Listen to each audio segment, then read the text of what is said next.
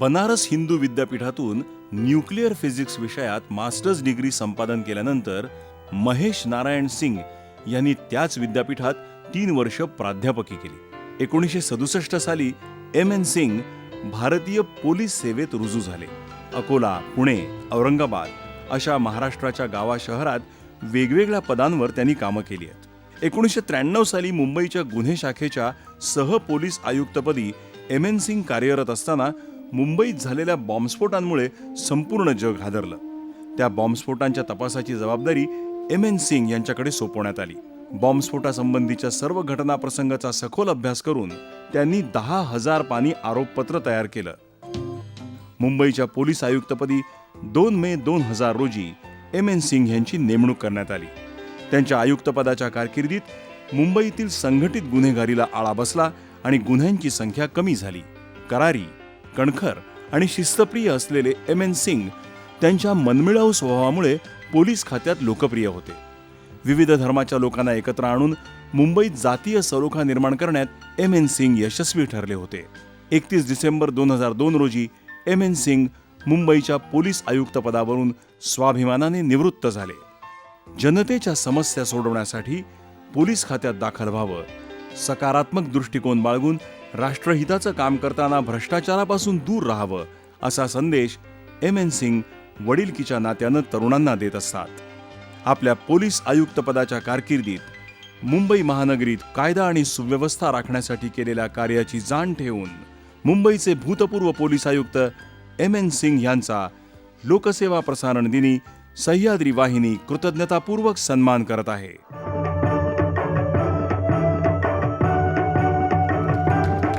शिलेदार राष्ट्र निर्मितीचे हा पुरस्कार स्वीकारण्यासाठी श्रीयुत एम.एन. सिंग, निवृत्त पोलीस कमिशनर मुंबई यांना मी इथं मंचावर येण्याची विनंती करतो।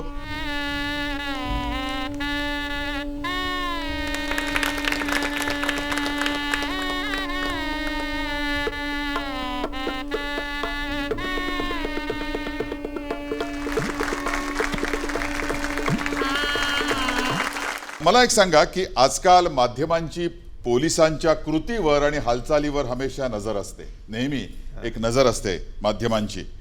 तर या माध्यमांची नजर पोलिसांवर किंवा पोलिसांच्या कृतीवर असण्याचा पोलिसांना कितपत त्रास होतो, म्हणजे कधी फायदा झालाय माध्यमांची नजर असण्याचा, असं कधी आपल्याला आठवतं का? नाही, मला वाटतं की पोलिसांच्या कामावर लोकांची नजर असलीच पाहिजे नेहमी, आणि त्याच्याबद्दल पोलिसांना काही राग आणण्याचे काही कारण नाही। परंतु पोलिसांवर जे टीके होत असतात, sometimes justifiable, sometimes not justified, त्याच्यामुळे कधी कधी त्रास होत असतो। परंतु एक डेमोक्रेटिक सेटअपमध्ये लोकांची प्रत्येक अपेक्षा, इच्छा पूर्ण करणे हे आजचे कठीण आहे, आणि म्हणून कधी कधी पोलीस कमी पडतात। त्याचा जर क्रिटिसिझम झाला, वाजवी जर क्रिटिसिझम झाला, त्याच्यात मलावर काही धरणे काही योग्य नाही। मला वाटतं take it in is right spirit and try to improve, that's it. But do you ever feel की sometimes too much of criticism किंवा 24/7 माध्यम पोलिसांच्या संपूर्ण प्रत्येक कृतीवर नजर ठेवून असतात? बरोबर आहे, असं वाटतं। पण पोलिसांच्या कामच असं आहे, आम्ही पब्लिकच्या मध्ये काम करतो आणि पब्लिकच्या बरोबर काम करतो, तेव्हा पब्लिकची प्रत्येक अपेक्षा पूर्ण होत नसेल तर टीका टिप्पणी होणे हे स्वाभाविक आहे। परंतु थोडासा पोलीस मोराल आणि पोलिसांवर जो दबाव असतो, कामाचा जो ताण असतो, त्याचे जर जाणीव ठेवून आणि क्रिटिसिझम केलं तर काही पोलिसांना वाईट वाटत नाही। परंतु कधी कधी असं वाटतं जरूर की आमचे जे काही अडचणी आहेत त्याच्याबद्दल लोकांना काही जाणीव नसते आणि लोक क्रिटिसाइज करत असतात समटाइम्स। नाही, एखादं उदाहरण सांगता का? Sometimes people tell me police job is a very thankless job. आता सगळं आयुष्यभर मी 36 वर्ष पोलीसमध्ये घालवलं आणि नंतर ऐकायचे की पोलीस जॉब इज थँकलेस, मला काही बरोबर वाटत नाही। I don't like it. आणि खरं म्हटलं तर police is a very good job, आणि 36 वर्ष सेवा केल्यानंतर मी जेव्हा रिटायर झालो, आज पण मला जे लोक ऐकतात, एम.एन. सिंग म्हणून नाही, हे पोलीस आयुक्त होते म्हणून मला ते ओळखतात। आणि पोलीसचं काम अत्यंत महत्त्वाचं काम आहे, मोलाचं काम आहे। एकदम छोटे छोटे लोक आहेत पब्लिकमध्ये, साधारण गरीब लोक, तिथपासून तर टॉप लोकांसाठी, देशासाठी, for the security of the nation, security of the people, they work. What more important can a job be? I think this is a very good job, and I feel, let me tell you, Pradeep, if I get a chance in my next generation, I would like to be a policeman again, and I will try to improve upon my Wow. performance. आपल्यापैकी कोणाला प्रश्न विचारायचा का M N Singh यांना? आधी doctor Goyal म्हणाले होते की आपल्या समाजामध्ये डॉक्टर लोक खूप काम करतात, हाऊसमन जे असतात 24 तास काम करतात. मला वाटतं डॉक्टर जसे काम करतात तसं पोलीसमॅन पण खूप काम करतात आणि त्यांच्यावर पण एवढे ड्युटीज असतात, ह्याची जाणीव लोकांना नसते. दुसरी गोष्ट आहे की दूरदर्शन किंवा ऑल इंडिया रेडिओ जे काय प्रसार आपल्याकडे प्रसार असेल, माध्यम.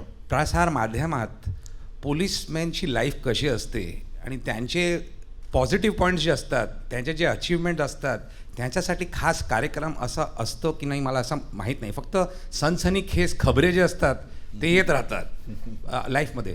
त्यामुळे ते पोलीसचं जे पॉझिटिव्ह साईड आहे आणि खूप पॉझिटिव्ह साईड्स आहेत, ते पॉझिटिव्ह साईडसाठी आपल्या प्रसारामध्ये अजून कार्यक्रम करावं, लोकांना हे माहिती मिळावं की कसे सॉल्व्ह होतात केस, आणि व्यवस्थित लोकांना कॉमन मीडियममध्ये असे एकदम त्याला हायलाईट करायला पाहिजे.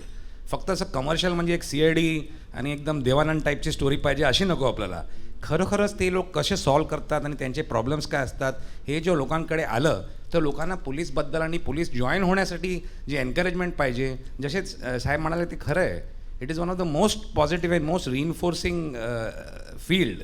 लोकांना एकदम गर्व वाटायला पाहिजे. 40-50 वर्ष आधी लोकांना आर्मी जॉईन करणं आणि पोलीस जॉईन करणं हे एकदम गर्वाचं हे गोष्ट वाटायचं. आजकाल लोक घाबरतात.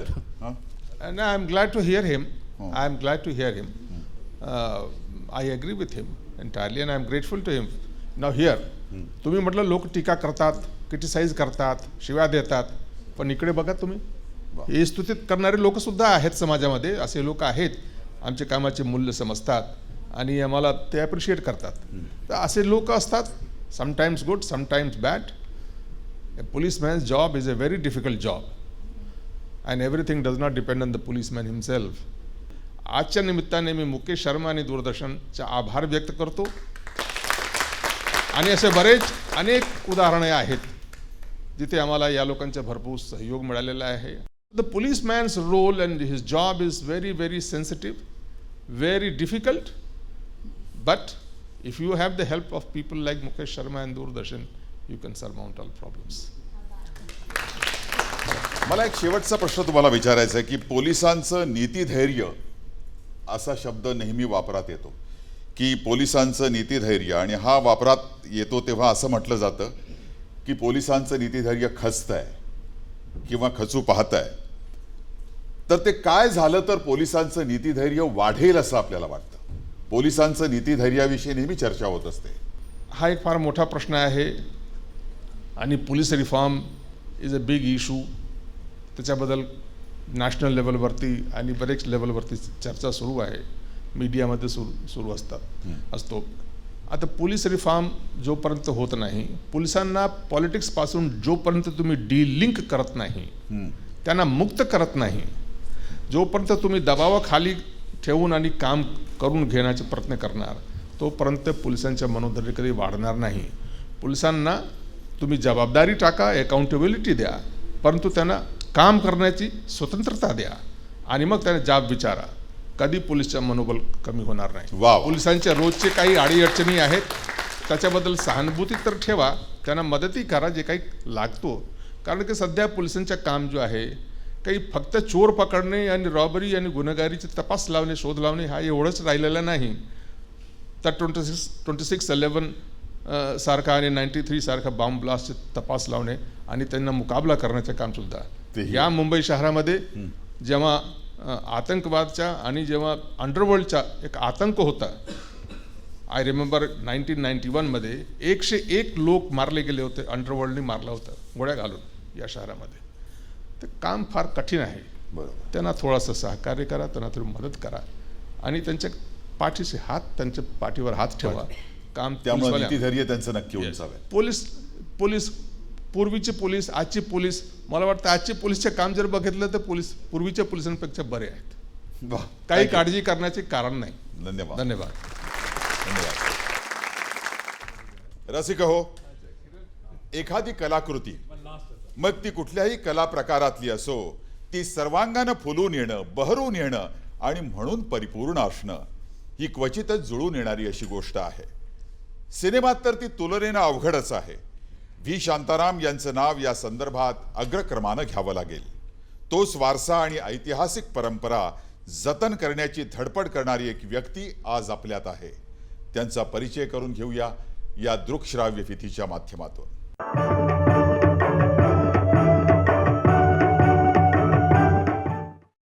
अर्धशतकाहून अधिक काळ निर्माता, दिग्दर्शक, स्टुडिओ आणि चित्रपटगृहाचे मालक अशा वेगवेगळ्या भूमिकेतून किरण शांताराम चित्रपट क्षेत्रात कार्यरत आहेत. वयाच्या 18व्या वर्षीच 1961 साली चित्रपती व्ही शांताराम यांचे सहाय्यक म्हणून किरणजींनी चित्रपट जगतात आपली कारकीर्द सुरू केली.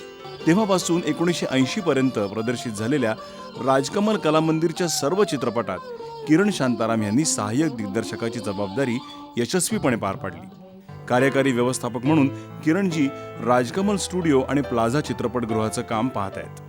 चित्रपट क्षेत्रातील आणि क्षेत्रासंबंधी कार्य करणाऱ्या अनेक संस्था आणि संघटनांमध्ये किरण शांताराम महत्त्वाच्या पदांवर काम करत आहेत. V Shantaram foundation, Asian film foundation आणि प्रभात चित्रमंडळाचे किरणजी कार्याध्यक्ष आहेत, तर फेडरेशन ऑफ फिल्म सोसायटीचे ते अध्यक्ष आहेत. मामीचे संस्थापक विश्वस्त असलेल्या किरण शांताराम यांची मुंबईच्या नगरपालपदी 2 वेळा नेमणूक झाली. आपल्या कार्यकाळात किरणजींनी मुंबईत अनेक समाजोपयोगी उपक्रम राबवले. चित्रपट क्षेत्रासंबंधीचे अनेक प्रश्न मार्गी लावण्यासाठी सातत्यानं प्रयत्नशील असणाऱ्या किरण शांताराम यांना लोकसेवा प्रसारण दिनानिमित्त सह्याद्री वाहिनी सन्मानित करत आहे.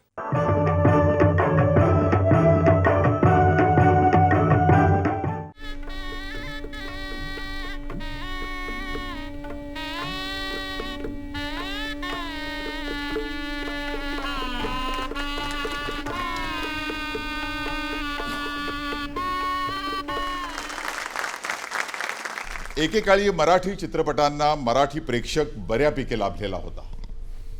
हा चित्रपट लोकांच्या पर्यंत पोहोचवण्यात रेडिओ आणि टेलिव्हिजनची भूमिका कितपत होती असं तुम्हाला वाटतं? ज्यावेळी सर्व म्हणजे खूप वर्षापूर्वी दूरदर्शन तर नंतर आलं, पण रेडिओ ज्यावेळी होता, रेडिओच्या वेळी मराठी चित्रपट किंवा हिंदी चित्रपट कुठली असू देत, त्यावेळी त्यातली जी गाणी लागायची आणि संबंध व्हायचे, त्याच्यामुळे ती एक ॲडिशनल ॲडव्हान्टेज थोडा चित्रपटांना होता. हो. आणि नंतर जेव्हा दूरदर्शन आलं, जेव्हा टी व्ही आला संबंध आपल्या भारतामध्ये, त्यावेळी प्रथम हिंदीला त्याचं खूप मदत झाली. नंतर जेव्हा मराठी चॅनल चालू झाला आपल्या मुंबई शहरामध्ये, त्याच्यामुळे मराठी चित्रपटांना सुद्धा एक त्याचं एक थोडंसं मदत मिळाली, नाही अशी नाही. पण ज्या पद्धतीने टेलिव्हिजन जे म्हणतो आपण की छोटं जे बॉक्स आहे, तो त्या बॉक्समुळे बरेचसे हिंदी आणि मराठी चित्रपट ह्यांना ही कॉम्पिटिशन चालू झाली. आणि मला असं वाटतं की प्रसारमाध्यम म्हणजे दूरदर्शन, रेडिओ तर आहेच, कारण ज्या ठिकाणी दूरदर्शन पोहोचू शकत नाही त्या ठिकाणी रेडिओ हे त्याचं काम करत असतं. पण दूरदर्शननी एक चित्रपटाला ज्या पद्धतीने एक हेल्पिंग हँड किंवा मदत करायला पाहिजे, ती मदत अजूनही कमी पडते असं मला वाटतं आहे. आणि विशेषतः मराठी चित्रपट, हिंदी चित्रपट संपूर्ण भारतामध्ये लागतात, पण मराठी आपला चित्रपट हा आपला महाराष्ट्रामध्ये जास्ती लागतो. आणि म्हणून इथे प्रसारमाध्यम किंवा दूरदर्शन यांनी मराठीकरता एक आणखी काहीतरी वेगळं करावं असं मला वाटतं. पण नेमकं काय करावं त्याबद्दल तुमची काही संकल्पना आहे का? नाही, समाजात त्याच्यामधले काही प्रकार दूरदर्शन करतं, जसं मराठी चित्रगीत आहे किंवा मराठी चित्रपटाच्या दृष्टीने एक पब्लिसिटी करता बाबा एक वेगळा एक प्रमोज दाखवणं किंवा त्याचे ट्रेलर्स दाखवणं, हो. हे असे एक प्रकार त्यांनी चालू जर केले तर मराठी चित्रपटसृष्टीला एक अतिशय चांगली मदत होईल असं मला वाटतं. दुसरं असं की व्ही शांताराम यांची जी परंपरा आहे ती चालवण्याच्या दृष्टीनं, पुढं नेण्याच्या दृष्टीनं आपल्या डोळ्यासमोर काय काय उपक्रम आहेत या पुढील काळामध्ये? वडिलांच्या नावाने आता जे सध्या आम्ही करतो आहोत, जे वडिलांनी रक्ताचं पाणी करून स्टुडिओ आहे किंवा प्लाझा थिएटर आहे आपलं, याचं जतन करून त्यांना वाढवणं, किंवा त्यांच्याकरता आणखी टेक्निकल म्हणजे टेक्निकल तांत्रिक याच्या दृष्टीने वेगळं करणं हे आम्ही राजकमल स्टुडिओमध्ये तर करतोच आहोत. राजकमलसुद्धा ॲटमॉस साऊंड आहे, डॉल्बी आहे, शूटिंगची पद्धत वेगळी केलेली आहे. सध्या शूटिंग करता म्हणजे आश्चर्य वाटेल की आता सध्या मराठी सिनेमा जे आता येत आहेत, हिंदी तर येतात पण मराठी सिनेमा हे निगेटिव्ह 35 निगेटिव्ह वापरलीच जात नाही. आता ही सध्या एक नवीन टेक्नॉलॉजी आलेली आहे. म्हणजे ज्या ठिकाणी मोठमोठ्या कंपन्या परदेशात बंद पडलेल्या आहेत, आता 2K 4K असे संबंध आलेले आहेत. तर त्याच्या दृष्टीने आम्ही काम करतोच आहोत. जसं वडिलांची एक स्वप्न होतं की आपण लायब्ररी, एक पुस्तकाची लायब्ररी करूया की तिथे संबंध चित्रपट विषयावरती एक वेगळे संबंध पुस्तकं, मग ती भारतीय असू दे परदेशी असू दे, सगळी पुस्तकं एका ठिकाणी एकत्रितपणे आहेत. वाचायला मिळतील. जी आता मी हल्ली वडिलांच्या नंतर मी ती चालू केलेली आहे. जवळजवळ 10,000 चित्रपटवरती पुस्तकं ह्या लायब्ररीमध्ये आहेत. अरे वा, 10,000 पुस्तकं. संबंध म्हणजे कुठलेही तुम्ही फिक्शन घ्या, स्टोरी घ्या, स्क्रिप्ट घ्या, काहीसुद्धा तुम्हाला त्या लायब्ररीमध्ये मिळू शकतं. आणि दुसरं एक माझी इच्छा आहे, कारण बाकी मी एकुलता एक असल्यामुळे मला थोडंसं संबंध घर आणि संबंध कुटुंब आणि संबंध जबाबदारी वाढलेली आहे, कारण आमची फॅमिली खूप मोठी आहे तशी. पण मला एक स्वतःचं एक स्वप्न आहे की कधीतरी मला वडिलांच्या नावाने कुठेतरी मला चित्रपट काढायला मिळेल आणि तो चित्रपट मी काढणार नाही असं नाही आहे. माझी ती कथा तयार आहे, सगळं तयार आहे. पण कधीतरी असं मला वाटतं ह्या 1600 संबंध या कौटुंबिक वात्सल्य आणि संबंध ह्याच्यामधनं मला काहीतरी तो चान्स वडिलांच्या आयुष्यामध्ये संबंध एक वेगळा संबंध चित्रपट की लोकांनी तिथे म्हटलं पाहिजे की नाही बाबा हा चित्रपट बरोबर शांताराम बापूंच्या घरामधनंच आलेला आहे, हे मला म्हणायचं आहे. वा वा, तुम्हाला शुभेच्छा देतो आम्ही मनामन आणि आमचे शुभेच्छा. थँक्यू. वडील स्वातंत्र्य सेनानी आणि आई लेखिका पत्रकार यांच्या मुलीनं वयाच्या 3ऱ्या वर्षीच रुपेरी पडद्यावर बालकलाकार म्हणून पदार्पण केलं. 23 चित्रपटातून भूमिका केल्या, पण ज्यांच्या नावाचा अर्थच मुस्कराहट किंवा स्माईल असा आहे त्या घराघरात पोचल्या त्या दूरदर्शनवरच्या एका कार्यक्रमामुळे. पाहूया त्यांच्या वाटचालीचा हा प्रवास ऑडिओ व्हिज्युअलच्या रूपात.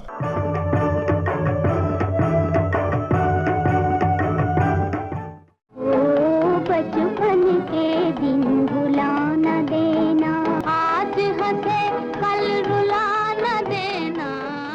1947 साली चित्रपटसृष्टीत दाखल झालेल्या तबस्सुमजींना अवखळ अल्लड बालकलाकार म्हणून चित्रपट रसिकांची पोचपावती मिळाली ती 1951 साली प्रदर्शित झालेल्या दीदार आणि बैजू बावरा ह्या चित्रपटांमुळे.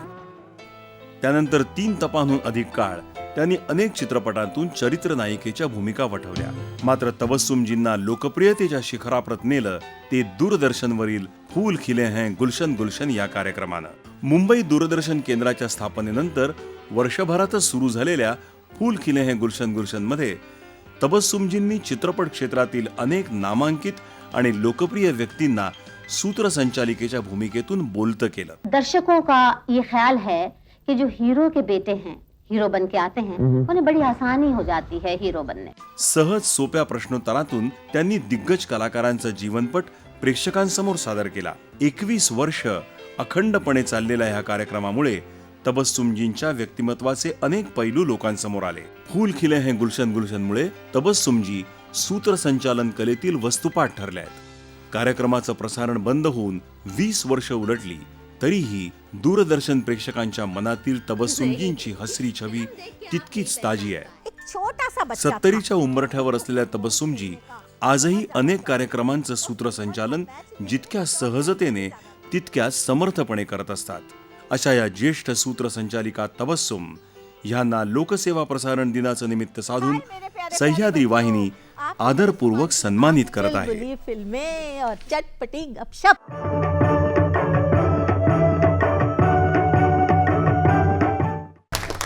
मैं तबस्सुम जी से विनती करता हूं कि वो यहाँ मंच पर पधारे.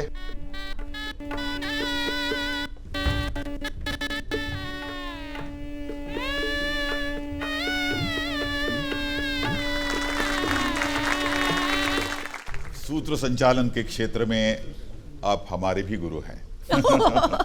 धन्यवाद. आपकी जो स्माइल है बहुत ही खूबसूरत है. तो वो मैं पूछना चाहता हूँ कि ये स्माइल के पीछे क्या है, स्माइल के पीछे रहस्य क्या है इसका? बस जैसा नाम है वैसी ही हस्ती भी है, पर्सनैलिटी भी है। लेकिन मैं आपको ये बताना चाहती हूँ कि उर्दू के मशहूर शायर जोश मलियाबादी मेरी मम्मी के मामू थे जी। और उनकी एक रुबाई बड़ी मशहूर है, वो मैं आपको सुनाती हूँ और फिर ये बताती हूँ कि ये नाम मेरा क्यों रखा गया। जी। गुंचे तेरी बेबसी पे दिल हिलता है, गुंचा यानी आधी खिली हुई कली, बट गुंचे तेरी बेबसी पे दिल हिलता है, बस एक तबस्सुम के लिए खिलता है, एक बार मुस्कुराने के लिए खिलता है। गुंचे तेरी बेबसी पे दिल हिलता है, बस एक तबस्सुम के लिए खिलता है। गुंचे ने कहा हंस कर के ए बाबा, ये एक तबस्सुम भी किसे मिलता है। वाकई आजकल हमारी दुनिया, हमारा हिंदुस्तान, हमारा देश, जिस दौर से हम लोग गुज़र रहे हैं, इंसान, सारी दुनिया के इंसान जिस दौर से गुज़र रहे हैं, एक दफ़े खिलखिला के कोई मुस्कुरा दे, हंस दे, तो ऐसा लगता है कि ज़िंदगी सफल हो गई। अब मैं आपको एक बात और बताना चाहती हूँ कि मेरे पिताजी थे, वो फ्रीडम फाइटर थे, हिंदू थे। मेरी माँ मुसलमान पठान थी और वो भी फ्रीडम फाइटर थी। दोनों के दोनों देशभक्त थे। और उन्होंने, मैं कैसे बताऊं कि कौन से सन में उन्होंने हिंदू मुस्लिम एकता का बीज डाला था। और उस वक्त के हिंदू मुसलमान ऐसे थे कि मेरी मुसलमान माँ ने अपने हिंदू पति के जज्बात का ख्याल करते हुए मेरा नाम रखा था किरण बाला। किरण बाला? किरण बाला। पहले मैं किरण बाला सचदेव थी, शादी के बाद किरण बाला गोविल हो गई हूँ। और मेरे जो पापा थे, उन्होंने अपनी पठानी बीवी, मुसलमान बीवी का ख्याल रखते हुए मेरा नाम रखा था तबस्सुम। वाह। और इसकी वजह यह है, मम्मी कहती थी कि वैसे तो आम तौर पे लोग जब पैदा होते हैं तो रोते हैं, लेकिन मैं सचमुच हंसते हुए पैदा हुई थी। बस आप दुआ कीजिए कि हंसते हुए ऊपर भी रवाना हो जाऊं। तबस्सुम जी, फिल्मों के साथ आपका जो सिलसिला शुरू हुआ, उसके साथ आप उसके पश्चात आप रेडियो और दूरदर्शन इस माध्यम में आए और इतने लोकप्रियता की ऊंचाई पर आपने कार्यक्रम जो ले लिए जी, वो कैसे? पहली चीज़ तो ये कि ये मेरी खुशकिस्मती है कि 1946 में मैंने फिल्म इंडस्ट्री में भी कदम रखा एज ए चाइल्ड आर्टिस्ट। मेरा ख्याल है 2.5-3 साल की थी मैं उस वक्त। और उसी के साथ साथ ऑल इंडिया रेडियो पे भी मैंने ब्रॉडकास्ट करना शुरू किया अपनी आवाज़ के ज़रिए। बच्चों का एक प्रोग्राम होता था आकाशवाणी पे, और वो मैं किया करती थी एज ए चाइल्ड। वो कितने साल? वो काफ़ी अरसे तक रहा, जब तक मैं बड़ी नहीं हो गई। और मुझे आज तक एक किस्सा बहुत अच्छा याद है, उसे अमीन भाई आप बहुत ज़्यादा अप्रिशिएट करेंगे। वो ये कि मुझे ये तो नहीं पता कि वो बांकड़ा कहाँ था, स्टूडियो नहीं था, लेकिन कोई ऐसा था जो थोड़ा सा एयर टाइट था।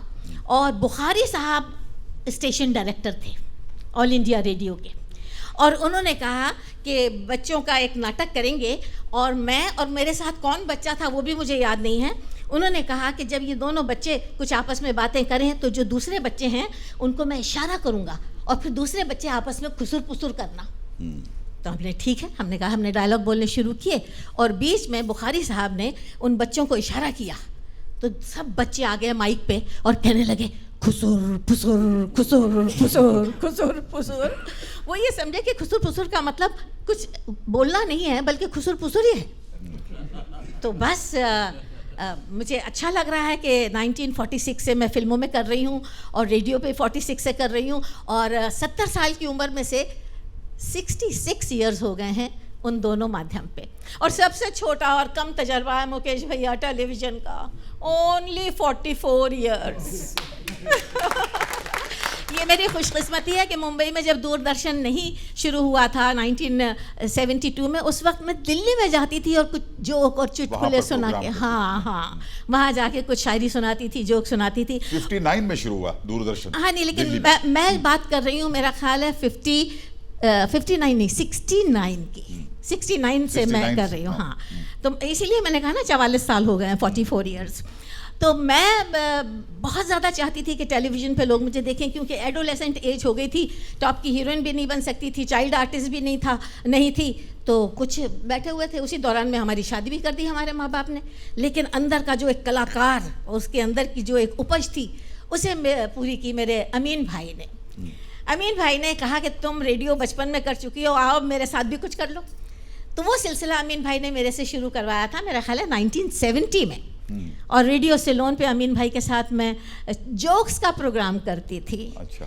और उसके सारे बहुत सारे स्पॉन्सर थे, लेकिन वो बहुत ज़्यादा मशहूर हुआ। आज तक लोग रेडियो सिलोन के उस तबस्सुम के चुटकुलों को याद रखते हैं। और जब 72 में मुंबई में दूरदर्शन आया तो मैं अमीन भाई के साथ रिकॉर्डिंग कर रही थी। मैंने कहा, अमीन भाई मुझे देखना है अपने आप को टेलीविज़न पे, बड़ा पर्दा तो छूट गया, कम से कम छोटे पर्दे पे तो जाऊं।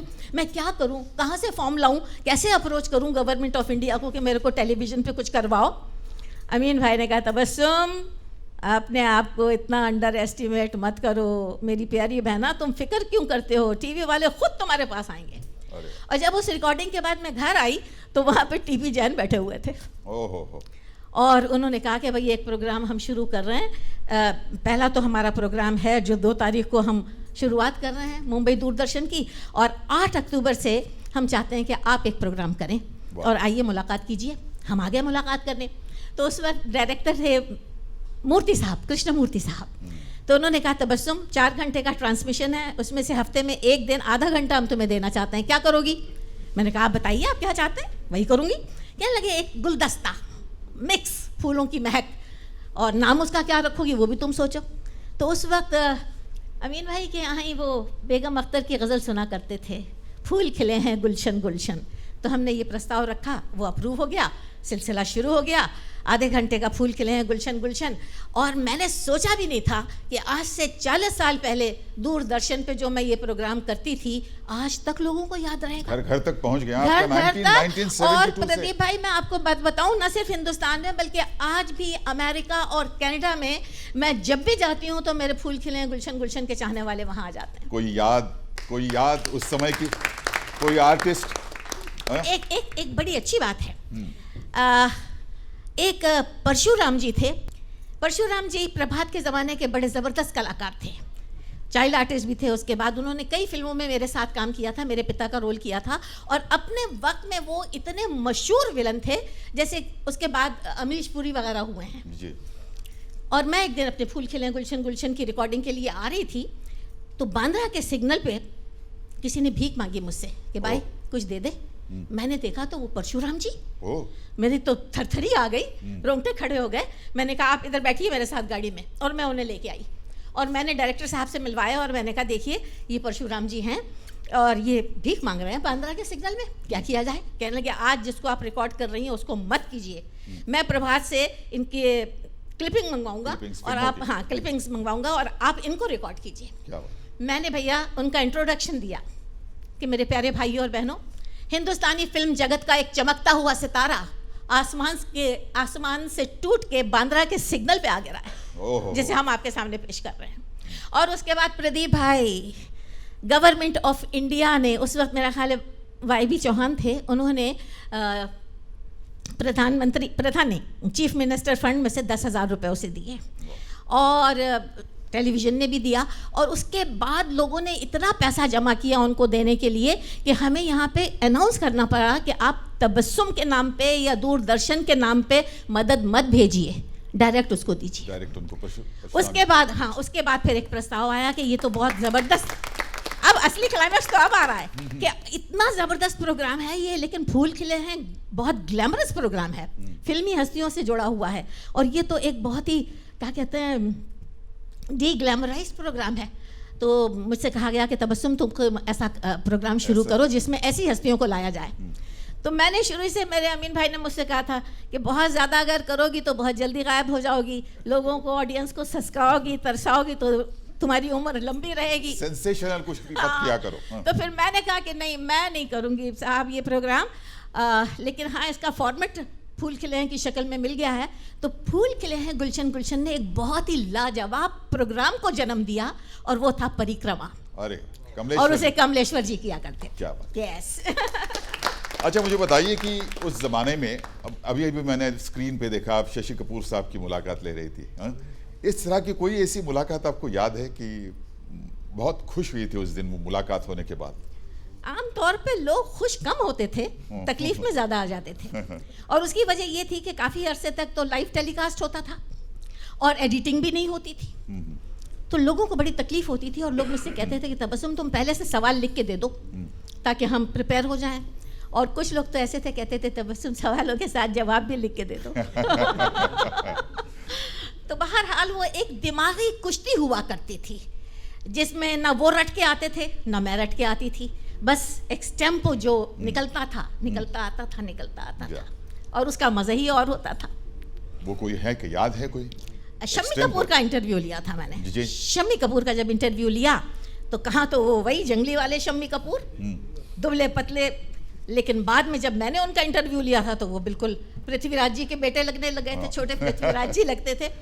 तो मैंने उनसे सवाल किया, मैंने कहा शम्मी जी आपको सबसे ज़्यादा तकलीफ़ कब होती है? कहने लगे तबस्सुम मुझे सबसे ज़्यादा तकलीफ़ उस वक्त होती है जब मैं देखता हूँ कि सायरा बानो जंगली में मेरी हीरोइन थी और B.R. चोपड़ा की फिल्म ज़मीर में मैंने सायरा बानो के पिता का रोल किया था। काश जैसे उसने आपको संभाला है, फिट रखा है, मैं भी अपने जिस्म की वैसी ही केयर लेता तो बहुत अच्छा हो। लेकिन एक बात मैं और कहूँगी, चूँकि मैं यहाँ पे बैठी हुई हूँ, इतने ज़बरदस्त पर्सनैलिटीज़ हैं, मेरा रिश्ता फिल्म लाइन से भी बहुत ज़्यादा रहा है, लेकिन फिल्म लाइन में आखिरी दिनों में कुछ महान हस्तियाँ बहुत तकलीफ़ से गई हैं। सिर्फ एक शेर सुनाऊंगी। सुरैया आपा आज आधे से ज़्यादा लोनावला उनकी प्रॉपर्टी है, मुंबई में भी पैसे की कोई कमी नहीं, बैंक बैलेंस की कोई कमी नहीं। आखिरी दिनों तक वो मुझसे फ़ोन पे बात करती थी, मुलाकातें भी होती थी। तो मैंने एक दफ़े उनसे पूछा सुरैया आपा आप कैसी हैं? तो कहने लगी देख तू हमेशा शेर व शायरी में बात करती है, मैं तुझे एक शेर में जवाब दूंगी। उन्होंने मुझे शेर सुनाया कि कैसी गुजर रही है सभी पूछते हैं मुझसे, कैसी गुजर रही है सभी पूछते हैं मुझसे, कैसे गुजारती हूँ कोई पूछता नहीं। तो मैं यही चाहूँगी कि हमारे दूरदर्शन के माध्यम से मुकेश शर्मा जी हमारे डायरेक्टर हैं और इन्होंने अपने दौरान डायरेक्टरशिप दूरदर्शन को जो बढ़ावा दिया है, उसकी डिग्निटी को जो बढ़ावा दिया है, उसकी वसत जो बढ़ाई है, जितनी भी मुबारकबाद दूं कम है मेरे भैया। और मैं यही चाहूँगी कि एक प्रोग्राम ऐसा शुरू करें जहाँ पे फिल्म लाइन की वो हस्तियाँ जिन्हें लोग देखने के लिए तरसते थे, आखिरी दिनों में क्या हुआ उनका। रसिक हो, वक्ता दशसहस्रेषु असं म्हटलं जातं।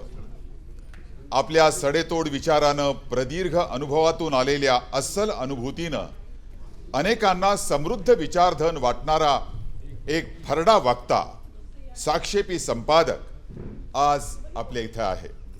अतिशयोक्ती नव्हे, पण गेल्या 10,000 वर्षात असा वक्ता झाला नाही असं ज्यांच्या बाबतीत म्हणता येईल, त्यांची ओळख करून घेऊया या ऑडिओ व्हिज्युअलच्या माध्यमातून।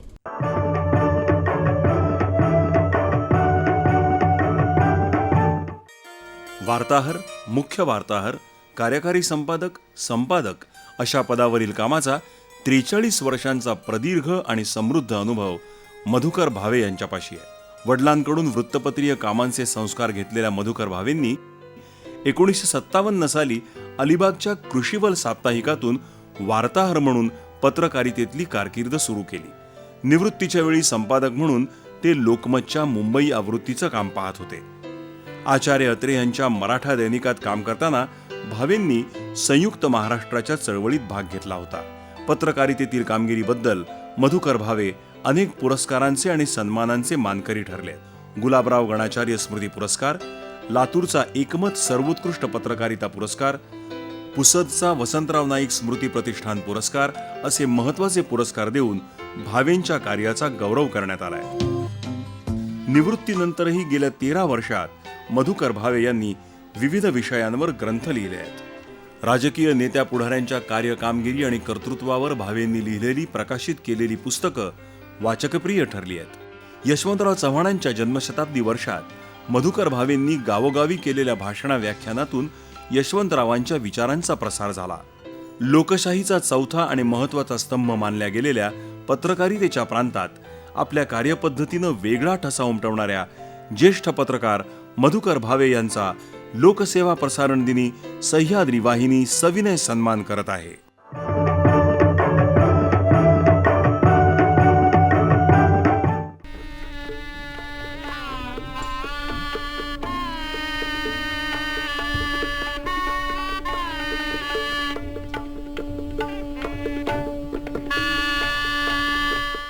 एक सांगा की समाज घडवण्यामध्ये माध्यमांची भूमिका याविषयी आपला अभ्यास काय, याविषयी काय म्हणावं असं वाटतं तुम्हाला? आजच्या की कालच्या? कालचा म्हणा किंवा आजचा. आजचा समाज घडवण्यामध्ये आम्ही माध्यम किती टक्के सहभागी आहोत आणि सकारात्मक विचार आम्ही किती समाजाला देतोय याच्याबद्दल मला स्वतःला शंका आहे. कारण 125 कोटीचा देश आहे, लक्षात घ्या. जेव्हा तुम्ही बाहेरच्या जगाशी या देशाची तुलना करता तेव्हा 1-2 कोटीचे देश आणि 125 कोटीचा देश याच्यातला मूलभूत फरक तुम्ही समजावून घ्या. मी जवळपास सगळी दुनिया फिरून आलो. पोर्तुगालमध्ये लिस्बनला त्यांच्या मेयरबरोबर पत्रकार परिषद होती. ते मेयर सारखं सांगत होते की माझ्या देशात 2.5 कोटी लोक आहेत, माझ्या देशात 2.5 कोटी लोक आहेत. मी 4-5 वेळा ऐकल्यावर त्यांना म्हटलं की मी बोलू का जरा, कॅन आय स्पीक्स, काय interview? Yes, you are repeatedly telling 2.5 crores of people in your country. माझ्या देशात 2.5 कोटी लोक रेल्वेच्या डब्यात बसलेले आहेत. तर तुम्ही त्या देशाची आणि या देशाची तुलना करू नका. आज माध्यमांचा सगळ्यात मोठं अडचणीचा कोणता विषय असेल तर गेल्या 50-60 वर्षात हा 125 कोटीचा देश उभं करण्याकरता जे काही घडलं त्याचं नेमकं प्रतिनिधित्व आम्ही माध्यमं करत नाही, सकारात्मक चित्र उभं करत नाही. 90% लोक प्रामाणिक आहेत, कष्ट करणारे आहेत. 50 वर्षापूर्वी या देशामध्ये, या राज्यामध्ये रेशनच्या रांगा लागत होत्या. या महाराष्ट्रातल्या शेतकऱ्यांनी प्रचंड कष्ट करून महाराष्ट्राला समृद्ध केलं आहे. तो आमच्या पुरवणीचा विषय होऊ शकत नाही. रविवार पुरवणीचा विषय तो होऊ शकत नाही. 90% लोक प्रामाणिक असताना, कष्ट करणारे असताना, या सामान्य 90% देश उभा करणाऱ्या लोकांना आमच्या वृत्तपत्रामध्ये 10% जागा आहे आणि 10% चुकीच्या लोकांना 90% जागा आहे. हा फरक झाल्यामुळे चित्र असं उभं राहतं, सगळंच वाईट आहे, सगळंच अमंगल आहे, सगळंच चुकीचं आहे, सगळंच भ्रष्ट आहे. मुळात असं नाही. ज्या मुकेश शर्मा साहेबांनी हा कार्यक्रम केला त्या मुकेश शर्मा साहेबांनी 14 ऑगस्टच्या रात्री, म्हणजे देशाला स्वातंत्र्य रात्री 12 वाजता जेव्हा मिळालं तेव्हा इथेच एक कार्यक्रम केला होता. मी अमरावतीहून लातूरला निघालो होतो व्याख्यान आटपून आणि बसने निघालो होतो. त्या बसचा ड्रायव्हर शीख आहे, सरदार आहे. आणि 12ला 5 मिनटं असताना जेव्हा त्या अमरावतीच्या पुढे बस आली चिखलीच्या नाक्यावर, तेव्हा तो ड्रायव्हर सांगतोय, भाइयों बहनों 5 मिनट के बाद 12 बजेंगे और अपने आज़ादी को 50 साल पूरे होंगे. वाह. मैं मेरे साथ तिरंगा लाया हूँ, लकड़ी लाई हूँ, मिठाई लाई हूँ. बस बाजू लेंगे, झंडा चढ़ाएंगे, राष्ट्रगीत गाएंगे, मिठाई बांटेंगे और फिर निकलेंगे और अपने सफर आगे चालू हो जाएगी. प्रदीप भाऊ, अंगावर रोमांच आले. वाह वाह. मी मुलाखतीकरता सांगत नाही, सकाळ होईपर्यंत झोप लागली नाही. लातूरला आल्यावर उतरलो, त्याच्या जवळ गेलो और म्हटलं, भाई साहब आपने कितनी बड़ी शिक्षा दी? तो बोले क्या हुआ? बोले 40 साल पत्रकारिता में मुझको नहीं लगा कि 12 बजे झंडा चढ़ाओ, राष्ट्रगीत गाओ, मिठाई बांटो. तो स्टेअरिंगवरून खाली उतरला, त्यांनी खांद्यावर हात ठेवले. म्हटलं, भाई साहब बदकिस्मती से मैं ड्राइवर हूँ लेकिन मैं भगत सिंह के घराने का आदमी हूँ. वाह वाह वाह वाह. अंगावर रोमांच आले साहेब. त्याला बसवलं, ऑफिसला नेलं, फोटो काढला, त्याची 2 कॉलम 3 कॉलम मुलाखत छापली. वाह. मला असं वाटतं की अशी जी देशभक्त माणसं आहेत, जी प्रामाणिक माणसं आहेत, स्फुल्लिंग जी आहे, स्फुल्लिंग आहेत, ही आमच्या पुरवणीचे विषय व्हायला पाहिजेत. उद्याच्या पिढीला आम्ही काय सांगणार? धर्माधिकारी साहेब म्हणाले की त्या नरिमन पॉईंटला चिमणी आणि कावळे दिसत नाहीत. नाही दिसले तरी चालतील, पण आम्ही जे सिनियर लोक आहोत हे आम्ही 9 ऑगस्टला, 15 ऑगस्टला, 26 जानेवारीला आपल्या घरातल्या मुलांना, नातवांना, नातीला सांगतो का हो? की 9 ऑगस्ट म्हणजे काय आहे उद्या बेटा, वा, गरजा जे कार म्हणजे काय सांगतो का? शेवटी देश उभा करण्याचं काम कोणाला करायचं आहे? हे माझ्या लेखणीतून मला करावं लागेल, माझ्या वाणीतून मला करावं लागेल. मी यशवंतरावांना भाषण देण्याकरता का बाहेर पडलो? ज्या परिस्थितीत यशवंतराव त्या देवराष्ट्राच्या गावात एका खोलीत जन्माला आलेत, ते पाहून आल्यानंतर वेदना झाल्या म्हणून तिथून एक माणूस राष्ट्र उभा करणं, राष्ट्र मग राष्ट्र याची चर्चा झाली. साहेब 65च्या युद्धामध्ये यशवंतरावने ज्या पद्धतीने नेतृत्व दिलं, अर्जुन सिंगांनी 12 मार्चला तिथे गेट ऑफ इंडियावर सांगितलं. हो, ते ह्या संकल्पना घेऊन काम करणारी पत्रकारिता ही उद्याच्या महाराष्ट्राला, उद्याच्या देशाला उभं करेल. आणि मुकेशजी, मी आपल्याला मनपूर्वक धन्यवाद याच्याकरता देतो की राष्ट्रपित्याच्या नावानं तो दिवसाचं महत्त्व ठेवून तुम्ही एवढ्या सगळ्या मोठ्या लोकांना बोलवलं आहेत. आणि मी नम्रपणे सांगतो, एवढ्या सगळ्या मोठ्या लोकांमध्ये सगळ्यात लहान माणसाचा प्रतिनिधी कोणीतरी असला पाहिजे म्हणून आपण मला बोलवलं आहे. अरे वा वा. मला एकदा शेवटचा प्रश्न आपल्याला विचारायचा की बातमीदार या कामापासून ते अगदी एक हाडाचे पत्रकार आणि एक पत्रकारितेतलं एक मोठं नाव तुम्ही प्राप्त केलं. या प्रवासामधली जी अनेक आव्हानं तुम्ही त्या दरम्यान स्वीकारलीत आणि आपले अनुभव देखील एक असे अप्रतिम अनुभव तुम्ही पण सांगितलेत.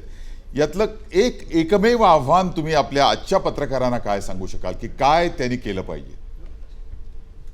त्याने समाजामध्ये जे चांगलं चाललं आहे तो सकारात्मक विचार प्रभावीपणे मांडण्याचं काम केलं पाहिजे. जे चुकीचं आहे त्याला तुम्ही जरूर झोडपा. चुकीचं आहे त्या अन्यायाविरुद्ध तुम्ही जरूर तुमची लेखणी कठोरपणे चालवा. पण तेवढंच समाजात नाही, जे चांगलं आहे ते समाजासमोर आणलं तर समाजाचा एक आत्मविश्वास वाढू शकेल. ते काम करण्याची जबाबदारी त्याच्याकरता माझ्या हातात लेखणी आहे. ही भावना ठेवून आम्ही काम केलं तर उद्याचं राज्य, उद्याचा महाराष्ट्र, ही सगळी मोठी माणसं जी आज पाहायला मला 50 वर्ष मिळाली. मी तुम्हाला खरंच सांगतो, भाषणाकरता किंवा मुलाखतीकरता सांगत नाही. यशवंतरावांसारखा माणूस, गाडगेबाबासारखा माणूस, तुकडोजी महाराजांसारखा माणूस, उद्धवराव पाटलांसारखा माणूस, महर्षी विठ्ठल रामजी शिंद्यांसारखा, कर्मवीर भाऊराव पाटलांसारखा माणूस, ही माणसं माझ्या पिढीला पाहायला मिळालेली आहेत साहेब. आणि त्यांनी जे आमच्यासमोर असे आदर्श उभे केले होते त्या आदर्शातून माझी पिढी घडले. शाळा कॉलेजच्या शिक्षणातून माझी पिढी घडली नाही. आईच्या दुधावर आमच्या शरीराचं पोषण झालं असेल तर या सगळ्या लोकांच्या कर्तृत्वावर आणि त्यांच्या विचारावर आणि त्यांच्या भाषणावर आमच्या विचाराचं पोषण झालेलं आहे. वा, असं मानणारा मी आहे काय. आणि म्हणून माझे सर्व पत्रकार मित्रांना हात जोडून विनंती आहे, चुकीचं आहे त्याला जरूर जोडपा. आचार्यात्रेने आम्हाला तेच शिकवलं होतं. पण चांगलं त्याच वेळी महात्मा मेस्त्रीनं एक फिरता रंगमंच उभा करून दिला. आणि आचार्यात्रेने मी गेलो कोल्हापूरला, महात्माला म्हणाले, महात्मा तुमची बिदागी किती? ते म्हणाले, साहेब तुमच्याकडून बिदागी घेण्या इतका नतद्रष्ट मी नाही. आणि दुसऱ्या दिवशी मराठामध्ये आग्रलेख आला, यंत्र महर्षी महात्मा मेस्त्री. तर समाजात ही जी चांगली माणसं आहेत, चांगलं काम करणारे, त्यांना शोधा, मोठं करा आणि तरुण पिढीसमोर त्यांचा आलेख अशा पद्धतीने उभा करा की ज्यातून समाजाला काहीतरी प्रेरणा मिळेल, तरुणांना प्रेरणा मिळेल. वा वा, धन्यवाद धन्यवाद. मित्र हो, आधुनिक युगातील महानायक असं ज्यांचं सार्थ वर्णन केलं जातं अशी एक व्यक्ती आज आपल्यामध्ये उपस्थित आहे. हे महानायकत्व त्यांनी आपल्या कुशल वाक्पटुत्वानं आणि कुशाग्र बुद्धीनं प्राप्त केलं आहे. धडाडी, निर्भयता या त्यांच्या गुणांमुळं त्यांचा आदर्श आपल्या डोळ्यासमोर ठेवावा असं अनेकांना वाटतं. ते उगीच नाही. वादळी कारकिर्दीच्या या महानायकाचा परिचय करून घेऊया या ऑडिओ व्हिज्युअलच्या माध्यमातून.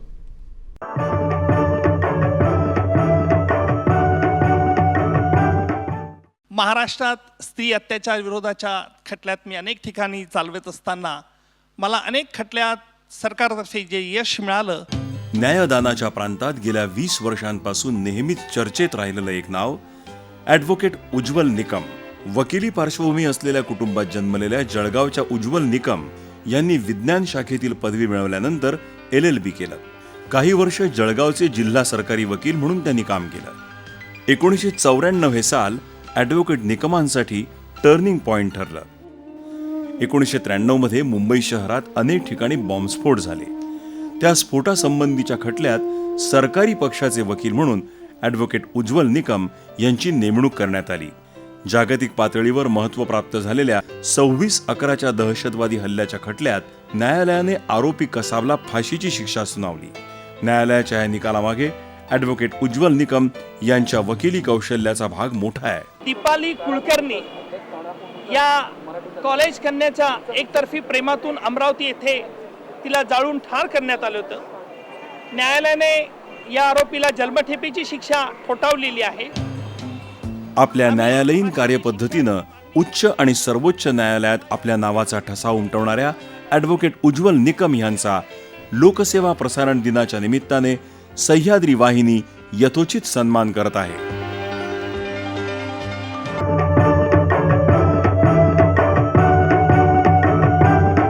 शिलेदार राष्ट्र निर्मितीचे हा पुरस्कार स्वीकारण्यासाठी मी ॲडव्होकेट उज्ज्वल निकम यांना इथं मंचावर आमंत्रित करतो.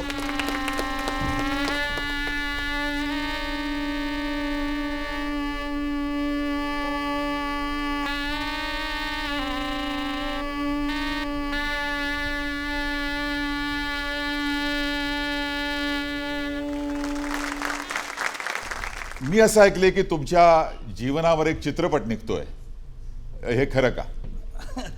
मी वृत्तपत्रातून ते वाचलं, हां. परंतु काही वेळेला पब्लिसिटी स्टंट असे अनेक असतात. काही लोकांना वाटतं माझं नाव एनकॅश करावं, हो. आणि एकाने जेव्हा मला ही बातमी कळली तेव्हा मी निश्चित त्या व्यक्तीचा शोध घेतला. कोल्हापूरची कोणीतरी व्यक्ती नाही, आहे? पुण्याची ही व्यक्ती आहे. बर. आणि त्या व्यक्तीने सांगितलं की तुम्ही जे महाराष्ट्रात विविध खटले चालवले आहेत त्या खटल्यांवरती एक आधारित आम्ही असा पिक्चर करतो. म्हटलं पिक्चर दाखवण्याच्या अगोदर, रिलीज करण्याच्या अगोदर तो मला बघायला निश्चित आवडेल, की जेणेकरून असं वादळी व्यक्तिमत्व असं आपण मगाशी ज्या चित्रफितीत म्हटलं होतं, कारण वादळी या शब्दाचा अनेक अर्थ होत असतो.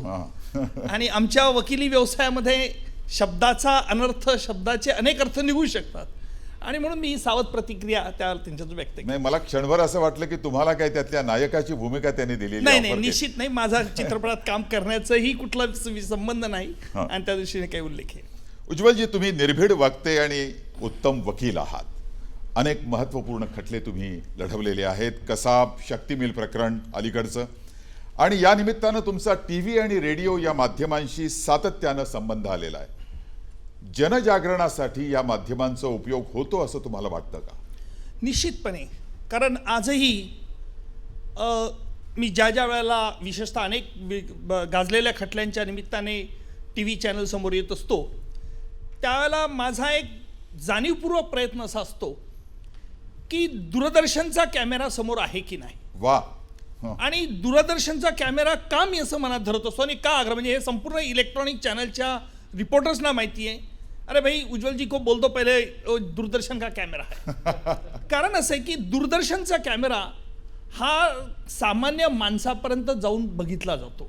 बरोबर. कारण असं आहे की आज खेड्यापाड्यात लोक कुठलं चॅनल बघत असतील तर दूरदर्शन बघतात. कारण दूरदर्शन आणि सामान्य माणूस यांची नाळ एवढी जोडलेली आहे. आणि म्हणून या निमित्ताने, आजच्या या पुरस्काराच्या निमित्ताने, शिलेदार या पुरस्कार निमित्ताने मी खरोखरच आपल्या या दूरदर्शन सह्याद्री चॅनलचे तर आभार मानेलच. आणि तिथे सेन्सेशनल आपल्याला फार करण्याचा प्रयत्न दूरदर्शन कधीच करताना दिसत नाही. आणि एक विश्वासार्हता, म्हणजे अनेक वेळेला अनेक बातम्या ज्या वेळेला कमर्शियल ब्रॉडकास्टर जेव्हा बातम्या देत असतात तेव्हा आपल्या सह्याद्रीमधून, दूरदर्शनमधून, मुंबई दूरदर्शनच्या केंद्रातून मला फोन येतो की उज्ज्वल जी ये बातमी सच है क्या, इसमें कुछ न्यूज सबस्टन्स है क्या. लोकांपर्यंत खरी बातमी, म्हणजे बातमीतून शोध घेतला जावा अशा प्रकारची विश्वासार्हता आज दूरदर्शनाने निर्माण केली, म्हणून मी तुमचं देखील या निमित्ताने खास अभिनंदन करेन. वा. दुसरं असं की न्याय व्यवस्थेवरचा सर्वसामान्य माणसांचा विश्वास वाढावा म्हणून काही कायद्यात बदल करायला पाहिजे आहेत असं तुम्हाला वाटतं का? हा फार मोठा प्रश्न होईल हा. परंतु आज एक सामान्य माणसाला न्याय व्यवस्थेवरती खूप त्यांचा गाढा विश्वास आहे. खरं म्हणजे आजचा पुरस्कार हा जो मला मिळालेला आहे, हा पुरस्कार मी या निमित्ताने तुमच्या साक्षीने त्या एका सामान्य हमालाला मी अर्पण करेल. वा. मला आजही आठवतं, गेल्या 2 महिन्यापूर्वी मी पुण्याला एका खटल्याच्या निमित्ताने गेलो होतो. मी डेक्कन क्वीनने उतरलो. माझ्यावर 2 बॅग्स होत्या, एक बॅग्स पुस्तकांची बॅग आणि दुसरी माझी व्यक्तिगत बॅग. त्या हमालाने दोघी बॅग्स घेतल्यात, अर्थात सुरक्षा व्यवस्था होतीच. बॅग्स घेतल्यानंतर मी हमालाला 20 रुपये देऊ केले, त्याने ते नाकारले. मला वाटलं याला 20 रुपये कमी पडले. म्हटलं बाबा 20 रुपये बरोबर आहेत, आणि म्हटलं एवढे माझ्यावर पोलीस असताना देखील हा 20 रुपये घेत नाही, आणखी पैशाची अपेक्षा धरतो, थोडा माझा कुठेतरी अहमपणा दुखावला गेला. म्हटलं पैसे कमी वाटले का तुला? तो म्हणाला साहेब नाही. म्हटलं मग पैसे का घेत नाही? तो म्हणे साहेब तुम्ही एवढी राष्ट्राची सेवा करतात म्हणून मला नको. म्हणजे मला खरं त्या दिवशी कळलं की तो हमाल खरा देशभक्त आहे. मी पैसे सरकारकडनं घेऊन सरकारची राष्ट्राची सेवा करतो, परंतु मी सेवा करतो म्हणून तो माझ्याकडून पैसे घेत नाही. खरा तो हमाल राष्ट्रभक्त आहे. आणि अशी माणसं या देशामध्ये आहेत म्हणून आमचा आज देश होईल. तुमचा प्रश्न जो आहे की कायद्यात बदल हवे की म्हणजे नाही, पेनल्टीच्या काय- रकमेत या- वाढ करायला नाही, पाहिजे का? निश्चितपणे असं जामिनाच्या रकमेत वाढ? मोगम बोलता येणार नाही, कारण कायदा नुसता कठोर असून चालणार नाही. पण कायदा हा बंदुकीच्या गोळीसारखं अस्त्र आहे.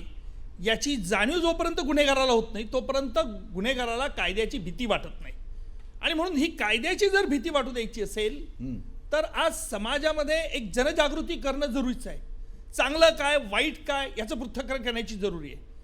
आज कमर्शियल ब्रॉडकास्टरवरतून बऱ्याचशा चॅनल्समधून अशी गोष्टी दाखवल्या जातात की आमच्या युवा पिढीवरती, आमच्या संस्कृतीवरती काय परिणाम होतो याचं भान पालकांनाही राहत नाही आणि पाल्यांनाही राहत नाही. परंतु या दूरदर्शनच्या चॅनलवरून समाजाची जी संस्कृतीची घडी आहे ही कुठे विस्कटली जाणार नाही याची खबरदारी काळजी घेतली जाते. आणि म्हणून हिरकणी पुरस्कार ज्यावेळेला आपल्या दूरदर्शनतर्फे दिला गेला तेव्हा मी बघितलं की तुम्ही देखील आज कमर्शियल याच्याबरोबर कॉम्पीट करता, परंतु जे स्वातंत्र्य आहे, ज्या प्रकारचं बिभत्स स्वातंत्र्य असावं असं म्हणून नाही, मी म्हणणार नाही, परंतु स्वातंत्र्याचा अतिरेक होऊ नये. आणि स्वातंत्र्याचा अतिरेक झाला की मग स्वैराचाराला पालवी फुटते. आणि म्हणून अशा प्रकारचे स्वैराचारातून अत्याचार निर्माण होतात हे प्रसार माध्यमांनी दाखवणं आज जरुरीचं आहे. मी ज्यावेळेला 1993ला मुंबईला आलो, प्रथम मी सुरुवातीला मुंबईला आलो बॉम्बस्फोट घडल्याच्या निमित्ताने. माझी पहिली भेट त्यावेळेचे तत्कालीन पोलीस आयुक्त एम.एन. सिंग यांची झाली. आमची दोघांची एकमेकाची भेट. मी डोळ्याने ओळखलं तर मी तसं माणसं ओळखण्यात पटत आहे की हा मनुष्य करारी आहे, पण स्पष्ट बोलणारा, निर्भीड आहे. मी माझी काही मतं ठामपणे मांडली. बाकीच्या पोलीस अधिकाऱ्यांना पटली नाही की हा गावातून आलेली व्यक्ती ही काय आम्हाला. एम.एन. सिंगने ऐकलं, त्याच्यावरती विचार केला, त्याप्रमाणे पुढे कार्यवाही केली. परिणाम असा झाला की 93चा मुंबई बॉम्बस्फोटात 123 पैकी आम्ही 100 लोकांना आज शिक्षा मिळू शकल्यात. हे वैशिष्ट्य सगळ्या टीमचं आहे, माझं एकटेच नाही. आणि म्हणून टीमवर्क वाढीला लागणं आज हे आमच्या देशात, विशेषतः महाराष्ट्रात हे जरूर जोपासणं अत्यंत जरुरीचं आहे. मला एक सांगा की अर्थातच तुमच्या कर्तृत्वानं, तुमच्या वाक्चातुर्यानं आणि या तुमच्या कायद्यावरचं जे एक प्रगाढ असं कायद्याचं ज्ञान तुमच्या पाठीशी आहे त्याच्या माध्यमातून तुम्ही नक्कीच मोठे झालात. पण माध्यमांनी देखील तुम्हाला मोठं केलं असं काही लोक म्हणतात. निश्चित का करू नये? दोघांना जरुरी होती. माध्यमाला बातमीची जरुरी होती. बातमी कशी फेकावी याचं ज्ञान मला आहे. आणि त्यामुळे कोणी कोणाला मोठं केलं हा प्रश्न एक वादाचा विषय होऊ शकत नाही. दोघं एकमेकाला पूरक होती. त्यामुळे मी असं म्हणणार नाही की माझ्यामुळे माध्यमांना मिळाली. माध्यमांनी देखील असा बडेजाव करता कामा नाही. प्रत्येक जण त्याच्या प्रारब्धाने, नशिबाने मोठा होत असतो. पण निश्चित लोकांपर्यंत जर गेलो असेल तर मी दूरदर्शनमुळेच गेलेलो आहे. आणि खेड्यातला माणूस हा उज्ज्वल निकम आपला आहे हे म्हणण्याचं धारिष्ट तोच दाखवू शकतो. आजही आमची शहरी संस्कृती वेगळी आहे, नाटकी आहे, हे तुमच्या समक्ष मी मुद्दामून ठामपणे सांगू शकतो.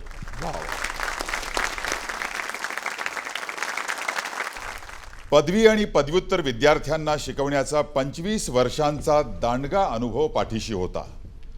नाशिकच्या यशवंतराव चव्हाण राष्ट्रीय मुक्त विद्यापीठाचे ते व्हाईस चान्सलर होते. स्टॅटिस्टिक्स या विषयात त्यांनी PhD मिळवली. मुंबई विद्यापीठाला एक नवा चेहरा देण्याचं पुढं एक मोठं आव्हान त्यांच्यासमोर होतं. पाहूया अशाच एका व्यक्तीची वाटचाल या ऑडिओ व्हिज्युअलच्या माध्यमातून.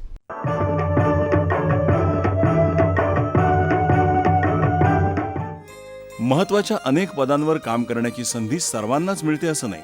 शिक्षणतज्ञ डॉक्टर राजन विळूकर यांना तशा संधी मिळाल्या आणि त्यांनी त्या संधींचं सोनं केलं. स्टॅटिस्टिक्स विषय घेऊन मास्टर्स आणि PhD केल्यानंतर डॉक्टर वेळुकर यांनी 28 वर्षांहून अधिक काळ शिक्षणाच्या प्रांतात विविध महत्त्वाच्या पदांवर कामं केली आहेत. 1857 साली स्थापन झालेलं मुंबई विद्यापीठ हे भारतातील पहिल्या 3 विद्यापीठांपैकी एक आहे. आजवर अनेक महनीय व्यक्तींनी मुंबई विद्यापीठाच्या कुलगुरू पदाची धुरा सांभाळली आहे. जुलै 2010 मध्ये महाराष्ट्राच्या राज्यपालांनी डॉक्टर राजन वेळुकर यांची मुंबई विद्यापीठाच्या कुलगुरूपदी नेमणूक केली. एकंदरीतच शैक्षणिक क्षेत्राचा वेगवेगळ्या अंगानं अभ्यास करणाऱ्या डॉक्टर वेळुकर यांनी मुंबई विद्यापीठाच्या कार्यपद्धतीत केलेल्या बदलाची नोंद राष्ट्रीय मूल्यांकन परिषदेलाही घ्यावी लागली. दर्जेदार शिक्षण देणारं विद्यापीठ म्हणून मुंबई विद्यापीठ देशात आणि परदेशातही प्रसिद्ध आहे. जसजसा भविष्यकाळ उलगडत जाईल तसतसं माहिती तंत्रज्ञानाच्या पायाभूत सुविधांद्वारे शिक्षण आणि अध्ययन साऱ्या जगापर्यंत पोहोचवणं सोपं जाईल असा अढळ दृष्टिकोन असलेले मुंबई विद्यापीठाचे विद्यमान कुलगुरू डॉक्टर राजन वेळुकर यांचा लोकसेवा प्रसारण दिनानिमित्त सह्याद्री वाहिनी सन्मान करत आहे.